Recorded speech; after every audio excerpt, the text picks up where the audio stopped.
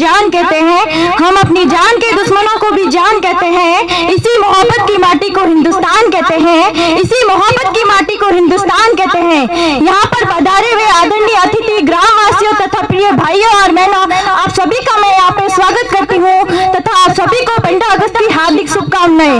मैं पूजा सुता, जो कि कभी इसी विद्यालय की विद्यार्थी हुआ करती थी, अपनी गुरुजनों का धन्यवाद करना चाहूंगी जिन्होंने मुझे यहाँ पे बोलने का मौका दिया। आज आप सभी के सामने मैं राष्ट्र निर्माण तथा राष्ट्र प्रेम के उपलक्ष्य में अपने कुछ विचार आप सभी के सामने साझा करना चाहूंगी तथा गलती हो तो क्षमा करे। आजादी का असली मतलब वही समझ सकता है जिसने कभी गुलामी की हो। आजादी का असली मतलब वही समझ सकता है जिसने कभी गुलामी की हो। हम सौभाग्यशाली है कि हमने स्वतंत्र भारत में जन्म लिया। हम सौभाग्यशाली है कि हमने स्वतंत्र भारत में जन्म लिया। यूं तो आजादी की लौ 1857 में ही जल चुकी थी, जो 1947 में हमारे देश को आजाद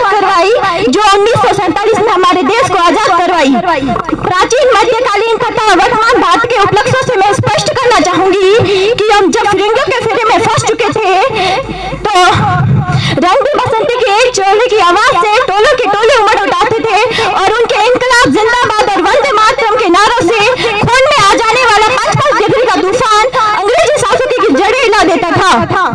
उसके बाद 1962-65 और 71 के युद्धों में अपने स्वाह गवा देने वाली औरतें जब घर के हालात यूं हो जाया करते थे कि प्यार भी भरपूर गया, मां का सिंदूर गया, कि प्यार भी भरपूर गया, मां का सिंदूर भी गया। नन्हे ननिहालों की लंगोटियां चली गई, छोटी छोटी बेटियों की जूतियां चली गई। नन्हे ननिहालों की लंगोटियां चली गई, छोटे छोटे बेटियों की जूतियां चली गई। कि बाप की कमाई गई, भाई की पढ़ाई गई, कि बाप की कमाई गई, भाई की पढ़ाई गई। एक विस्फोट हुआ ऐसा पता ही चला नहीं, एक विस्फोट हुआ ऐसा पता ही चला नहीं। जिस्म की कहीं बोटियां चली गई, पूरे जिस्म की कहीं बोटियां चली गई। अरे आपके लिए तो एक आदमी मरा है साहिब, अरे आपके लिए तो एक आदमी मरा है साहिब। मेरे घर की तो रोटियां ही चली गई, मेरे घर की तो रोटियां ही चली गई।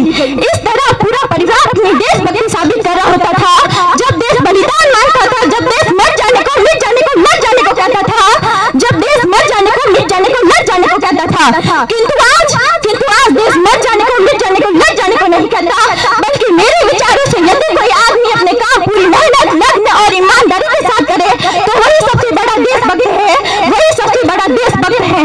मैं नहीं मानती कि फेसबुक इंस्टाग्राम की डीपी को 3 रंग में ही रंगना देशभक्ति है। अगर आप कहेंगे कि वर्ष में 2 बार तिरंगे को हाथ में लेना ही देशभक्ति है, तो मैं पूछना चाहूंगी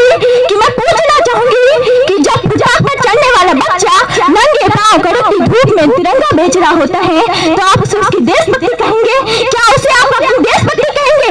नहीं, ये उसकी देशभक्ति नहीं, ये तो उसके पेट के भूख की शक्ति है जो उसे ऐसा करवाने पे मजबूर करी है, जो उसे ऐसा करवाने पे मजबूर करी है।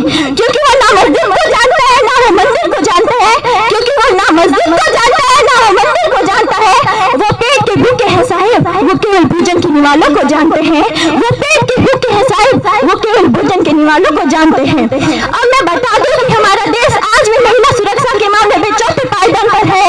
हम एक ऐसे समाज में जीते हैं जब पत्थर की मूरत को लगते हैं 56 भोग, जब पत्थर की मूरत को लगते हैं 56 भोग और भूखे नंगे तड़पते सो जाते हैं ये लोग, और भूखे नंगे तड़पते सो जाते हैं ये लोग।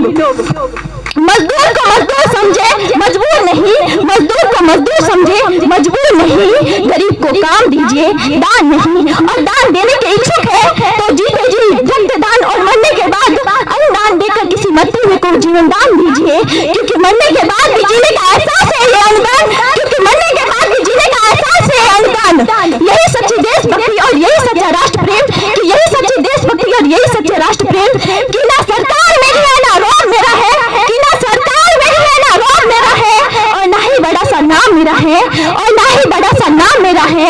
बस इतनी सी बात का गुरु है मुझे, बस इतनी सी बात का गुरु है मुझे कि मैं भारत की बेटी हूं और ये भारत देश मेरा है, कि मैं भारत की बेटी हूं और ये भारत देश मेरा है। किंतु एक वैचारिक बीमारी जो हमारे समाज में आज भी नजर आती है, कहते हैं हम दुनिया के सबसे बड़े लोकतंत्र हैं जहाँ पर हिंदू पैदा होते हैं और मुसलमान भी पैदा होते हैं, जहाँ हिंदू पैदा होते हैं और मुसलमान, सिख और ईसाई भी पैदा होते हैं, किंतु बदकिस्मती से आज इंसान पैदा नहीं होते। किंतु